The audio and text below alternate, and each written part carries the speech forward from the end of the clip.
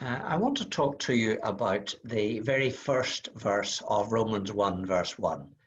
It starts off saying, Paul, a slave of Christ Jesus, called an apostle. And he's put together straight away two seemingly opposites, a slave and an apostle, the lowest in society and the highest office in the Church of God. And if you remember, that's the same with Jesus.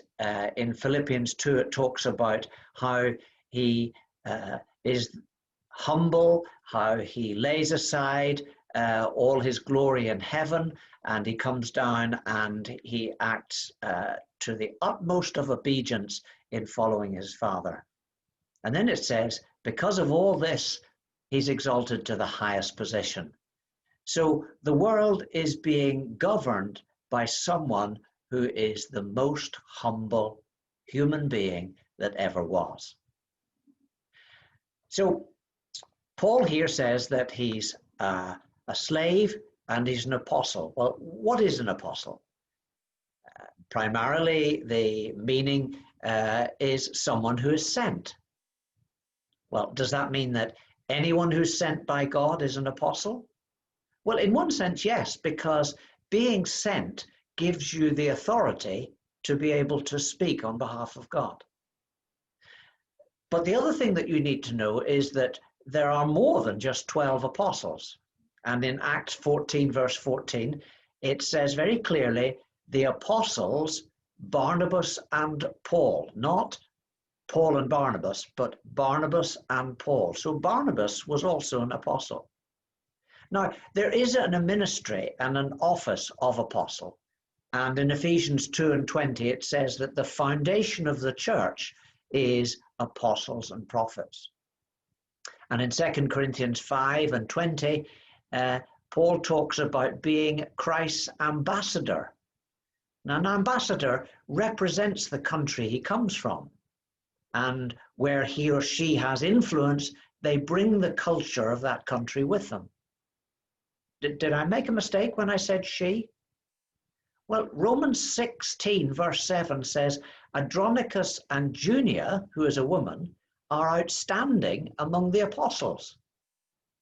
So it seems that apostleship is also something that is open to women as well. 1 Corinthians 9, verse 2 says that the seal of apostleship is the church being brought into being. In other words, church planting is one of the primary things that you'll find an apostle doing. So what are the characteristics of those who lay foundations or who build God's house? And the answer is wisdom. Jesus in Proverbs 8 and 29 says, wisdom was there when he marked out the foundations of the earth. Proverbs also says, by wisdom a house is built. In the time of Moses, when the tabernacle was being built, God sent a spirit of wisdom on Bezalel and Oholiab in order to be able to build the tabernacle. Solomon was the wisest man on the earth. He built the temple. Jesus in the Sermon on the Mount says, a wise man builds on a rock, the way of life that Jesus explains. Paul in Corinthians says, as a wise master builder, I laid a foundation, Jesus Christ. So what is wisdom?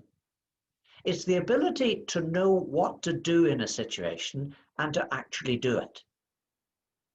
Words or teachings of wisdom are teaching to people how to live in this world. Generosity, not seeking revenge, submitting to government. Fundamentally, what grace and love look like in this world. Paul, the slave, called as an apostle, laying the foundation as a wise builder.